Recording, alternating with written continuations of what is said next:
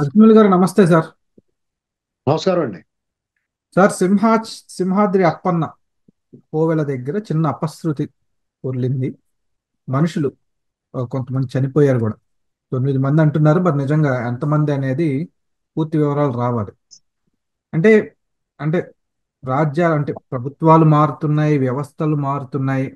అంటే ప్రాథమికంగా నాకు వచ్చే అనుమానం ఏంటంటే, అనుమానం కాదు, ప్రశ్న ఏంటంటే, గోదావరి పుష్కరాలప్పుడు కూడా ఇలాగే మనకి తొక్కిసలాటలు జరిగినాయి.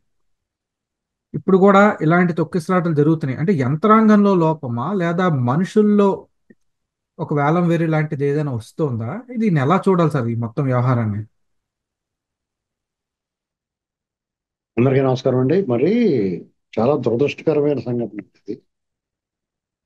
ఎందుకంటే ఆ దేవుని నిజరూప దర్శనం కోసం వచ్చిన భక్తులు ఈ రకంగా మృత్యువాత పడటం అనేటువంటిది చాలా విచారించదగ్గ విషయం. రాత్రి ఉరుములు మెరుపులతో కూడిన విపరీతమైన వర్షం పడిందంటే సింహాచలం చుట్టుపక్కల. అయితే ఇక్కడ క్యూ లైన్ లో ఉన్న గోడ కూలి ఆ, ఇప్పుడు వరకు ఐడెంటిఫై చేసి 9 మంది మృతులు అని చెప్పారు. అది ఫైనల్ అనుకుంటున్నాను. ఎందుకంటే అది కంటిన్యూగా అదే వార్తలు వస్తా ఉన్నాయి. నేను కూడా కనుక్కుంటే 9 మంది అని జరిగింది. ఇంకా శతరాత్రులు ఎక్కువ ఉన్నారు. ఆ, వాళ్ళు వాళ్ళ చికిత్స హాస్పిటల్ తరలించారు వాళ్ళని. ఇలా ఎందుకు జరుగుతుందంటే ఇక్కడ మ్యాన్ మేడ్ మిస్టేక్స్ కొన్ని ఉంటాయండి. కొన్ని అనుకోకుండా ఉపద్రవాలు, ప్రమాదాలు జరుగుతాయి. అది వేరే. ప్రమాదం జరగటం వేరు. మ్యాన్ మేడ్ మిస్టేక్స్ అంటే అక్కడ సివిల్ ఇంజనీరింగ్ డిపార్ట్మెంట్ ఉంటుంది ప్రతి దేవస్థానానికి. అందులోనూ సింహాచలం దేవస్థానం పెద్ద దేవస్థానం. అక్కడ ఈఓ కానీ ఆ సివిల్ ఇంజనీరింగ్ డిపార్ట్మెంట్ కి సంబంధించిన వాళ్ళు కానీ ఆ నిర్మాణాల పటిష్టతను అప్పుడప్పుడు పర్యవేక్షిస్తూ ఉండాలండి. అంటే మీకు ఆ క్యూ లైన్లు ఎక్కువ మంది భక్తులు వచ్చే అవకాశం ఉన్నప్పుడు నిజరూప దర్శనం సింహాద్రి అప్పన్నకి నిజరూప దర్శనం కోసం, చందనోత్సవం కోసం విపరీతంగా తరలిస్తారు. అంటే ఉత్తరాంధ్ర నుంచి కాకుండా ఒరిస్సా నుంచి కూడా విపరీతంగా వస్తారు. గిరిజనులు బాగా వస్తారు. అటువంటి పరిస్థితుల్లో మీకు చాలా అప్రమత్తంగా ఉండాలి. ప్రతి దాంట్లోనూ మైక్రో లెవెల్లోకి వెళ్ళి పరిశీలించాలి. అంటే కొన్ని ఉపద్రవాలని అది జరిగినా జరగకపోయినా ఊహించుకున్నా సరే ముందు జాగ్రత్తలు తీసుకోవాలి. ఇది వాడి బాధ్యత. ఏమవుతుందంటే ఆ అధికారులు విఐపీల సేవలో కానీ లేదా ఆ, వారి వారి బంధుగణం మిత్ర బృందం వారి సేవలో కానీ నిమగ్నమై ఉంటున్నారు. ఏ దేవస్థానం చూసినా ఈ దేశంలో ఎక్కడ చూసినా సామాన్య భక్తుడు తన బాటలు తను పడాల్సిందే.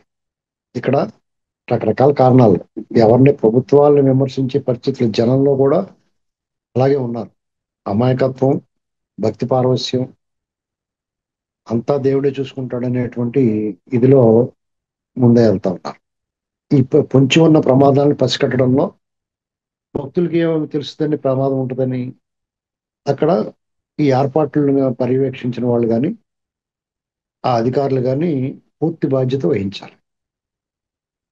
తద్వారా అక్కడ మంత్రి హోమ్ మినిస్టర్ అనిత గారు, దేవాదాయ శాఖ మంత్రి ఆనం రామనారాయణ రెడ్డి గారు ఇటీవల కాలంలో ఈ ఏర్పాట్లను అవి పర్యవేక్షించారు.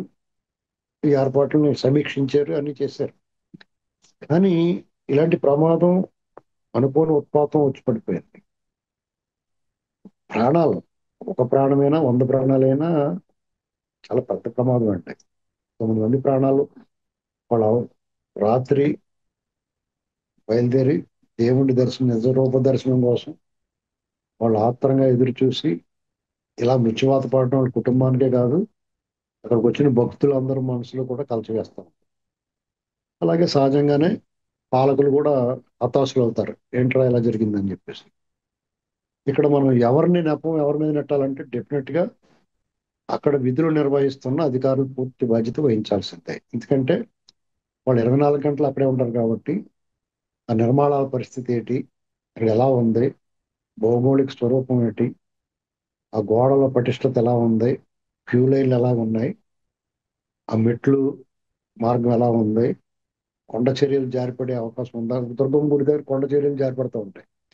ఇలాంటి పరిస్థితుల్లో వాళ్ళు పూర్తి స్థాయిలో స్పృహలో ఉండి పూర్తిగా అప్రమత్తంగా ఉండాలి.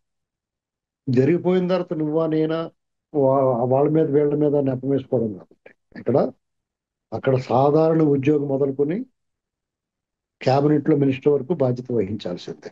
ఎందుకంటే వాళ్ళు వేరే పనే ఉంటుందండి.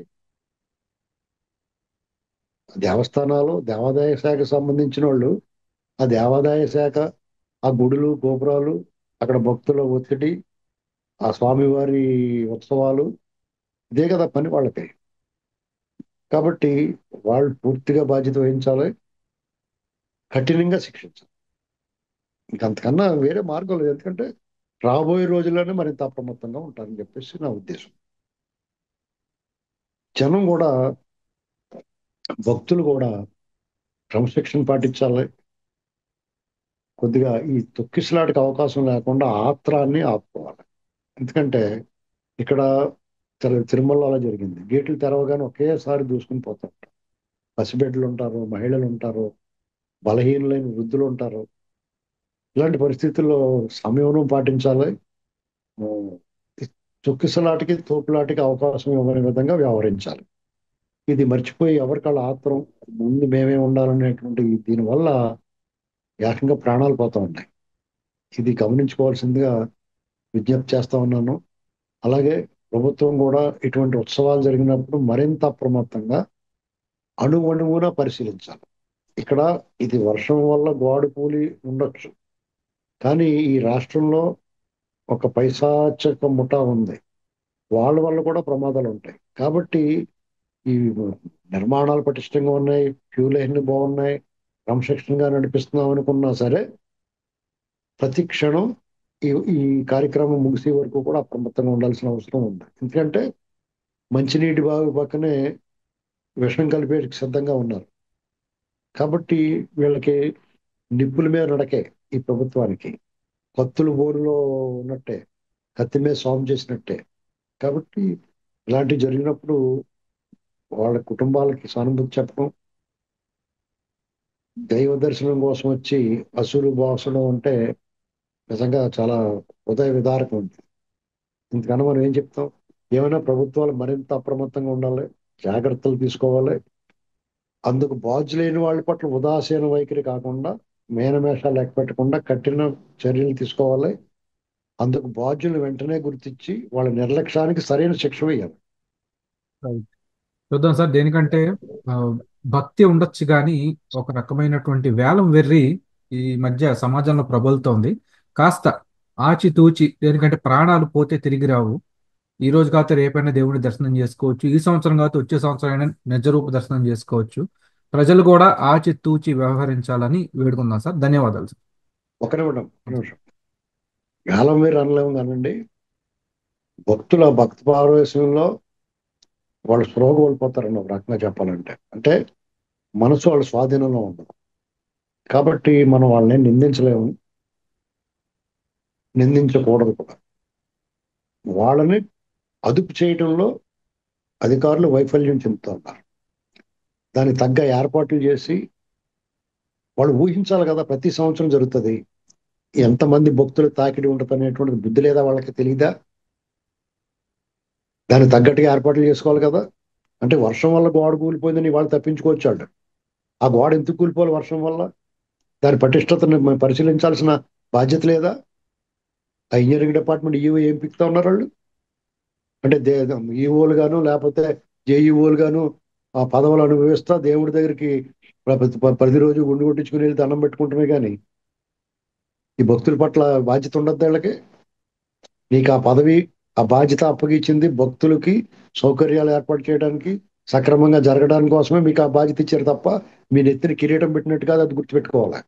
అందుకు బాధ్యులు ఎవరైనా సరే, మంత్రితో సహా ఎవరైనా సరే, ఆ హోదా అనుభవించడం కాదండి, బాధ్యతగా ఫీల్ అవ్వాలి. అది ఒక పనివాడిగా ఫీల్ అవ్వాలి వాళ్ళు.